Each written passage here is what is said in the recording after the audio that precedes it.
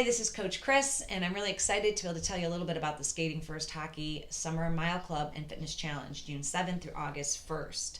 This is something I've been wanting to do for the last few years. Many of you know how much I think inline skating is a great way for players to get in shape during the summer, to supplement what they do on the ice, and this is going to be a summer to do it because we have a lot of uncertainty with the rinks. So I've put this comprehensive program together, and I hope that you like it.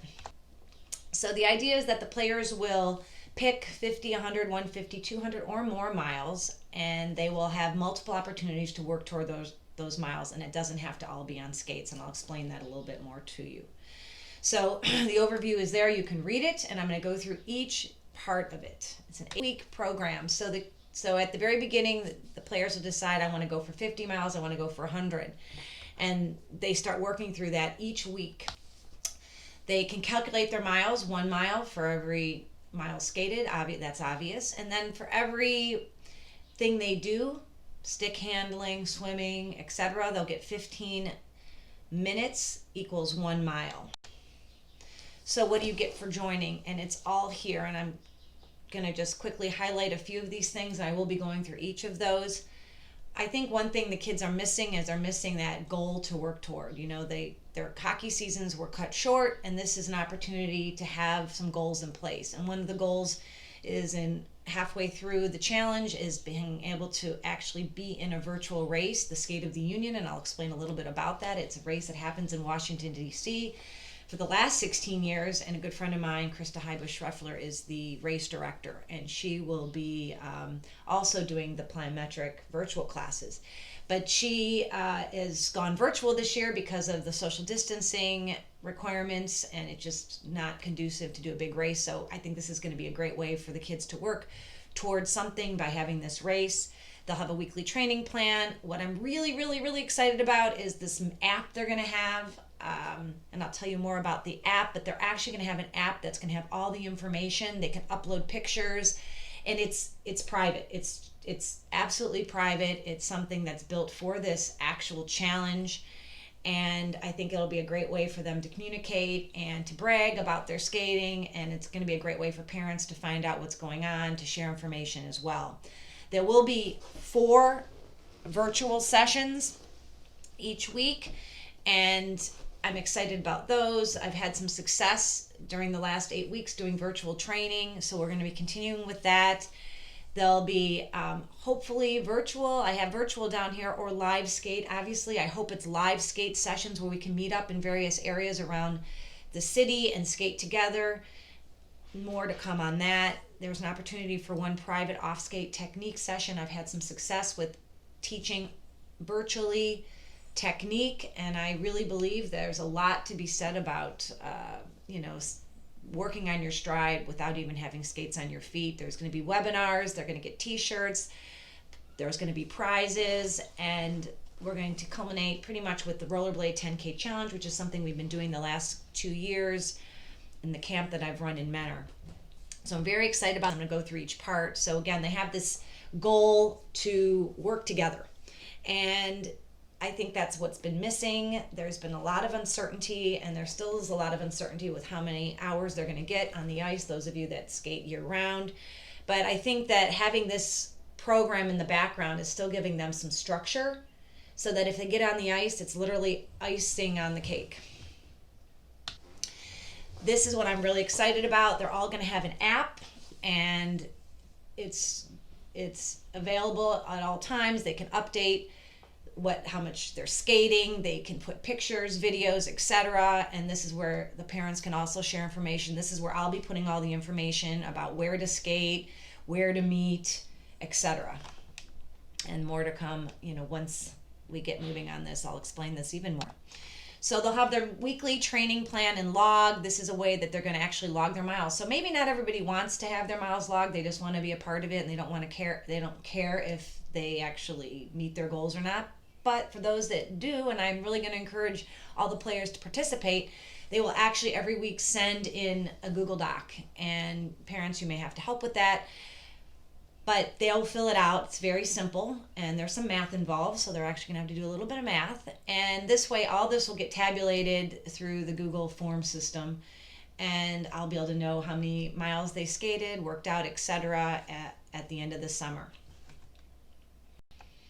So the virtual off-skate sessions will be plyometrics, body weight, yoga for skaters, and stick handling. And all of these will be recorded. So even if they can't make them, they'll be recorded. And they may not be immediately available. Maybe within 24 hours, I'll have either uploaded them directly to the app, or they will be made into a YouTube video, which may be quicker and they can access it. But it'll all be on that app. So the kids will have it right at it'll be available on their phone, on their iPad, whatever device that you allow them to have, or of course the computer. They'll get one off skate private session. I had some, like I mentioned earlier, I had some success this spring with coaching online virtually, and I think there's something to it, and all players will be able to schedule a lesson with either myself, Coach Krista, or some of the other Skating First coaches, just to see if, especially those that haven't had a lot of one-on-one training, there can be some activities, some things that they can actually start to incorporate, and just having the awareness of what's going on with their body in space will be helpful. So hopefully we will be able to have in-person sessions where we'll meet up in small groups of 10. If that is not conducive, then I will be doing virtual on-skate sessions where I will literally have a camera set up outside, and I will hopefully meet the kids outside and wherever they are, and we'll do virtual sessions that way. That'll be something new for me, but I think we have to be flexible at this time. So ideally in-person sessions a few times a week, but if not, we'll be doing them virtual. They'll have registration in the Skate of the Union race, which is really exciting, and that will be done directly through the Skate of the Union website, and I will be giving everyone a coupon code so that you can do that directly there. And then awards will be given, actually just medals, and medals will be given for all who comply and finish whatever distance they set out to do. I think this is a great goal for players, and it's something that that they can work toward. There'll be a few educational webinars. I'm very excited. A good friend of mine has written a book called Mindfulness for Student Athletes. He's going to do a session on some techniques that players can use to help get them in the mindset for sport, to work through any kind of maybe mental difficulties they have. And then I have a good friend that's also an author who does a lot with nutrition, and she's going to do a fun little presentation on just having the kids make some good choices, healthy choices, before practice, after practice, before games, and things like that. There'll be prizes for the different levels for making their miles goals. Again, these, as I mentioned on the slide here, these are not exactly how they're going to look, but I wanted to give you a little bit of an idea. So there'll be some prizes to work for those kids that need that little extrinsic motivation. And we'll end up with the third annual Skating First 10K Challenge. And many of you know that I work for the company Rollerblade, and they have always been very generous, sending me t-shirts, hats, and different things. So that will also be something. We may have to do this virtual. We'll see what happens. It's set for August 1st, and August 2nd is a Sunday, which would be the rain date.